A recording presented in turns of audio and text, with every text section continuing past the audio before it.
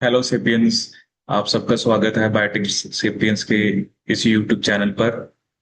आज हम एक क्वेश्चन डिस्कस करेंगे जो कि आपका जून 2018 के एग्जाम में आया था।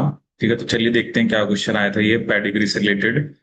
The pedigree given below follows the inheritance pattern of late onset after age of 30 years. ठीक है, अब देखो उसमें अभी यहाँ पे क्वेश्चन में मेंशन कर रखा है कि जिस पेडिग्री हम एक स्पेसिफिक डिजीज की या एक की स्टडी कर रहे हैं जिसका लेट ऑनसेट है, मतलब जो 30 ईयर्स की एज के बाद बेसिकली होती है।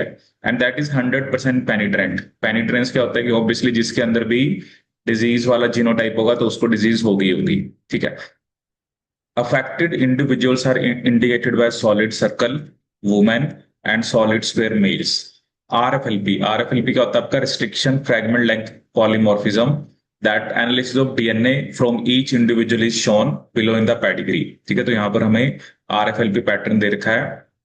अब क्वेश्चन उसने हमसे क्या पूछा कि which grandchildren from third B to third D.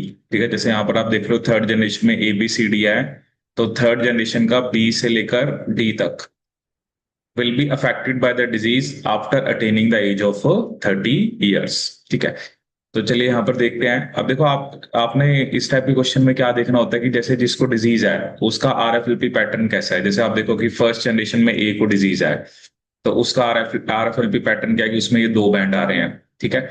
First generation में सी को भी डिजीज है तो उसका भी देखो बैंडिंग पैटर्न सेम है। सेकंड जनरेशन के बी को भी डिजीज है, उसका बैंडिंग पैटर्न भी सेम है। तो आपको देखना है कि जो थर्ड जनरेशन में ए बी सी डी है, ठीक है, क्योंकि इसका जो ऑन सेट है वो लेट है। ठीक है, तो जैसे मतलब 30 ईयर्स की एज जब होगी या 30 ईयर्स की एज के बाद डिजीज के सिम्टम्स आपको देखने को मिलेंगे। तो आप देख सकते हो कि आपने वही बैंडिंग पैटर्न देखना है जो ऑलरेडी जिनको डिजीज है वो हमें यहाँ पर दे रखा है। ठीक है, तो अगर मैं यहाँ पर देखूं जैसे थर्ड जनरेशन के ए को डिजीज नहीं होगी, थर्ड जनरेशन के बी को डिजीज होगी और थर्ड जनरेशन की डी को डिजीज होगी, क्योंकि इनका आरएफएलपी पैटर्न बिल्कुल सेम ही आ रहा है जैसा ऑलरेडी जनरेशन 1 और 2 के अंदर जिनको डिजीज है, जिनको जेनेटिक डिजीज है उनका शो कर रखा है। ठीक है, तो इसका आंसर क्या होना चाहिए? Third B and third D. ठीक है, तो इसका आंसर क्या बनेगा आपका?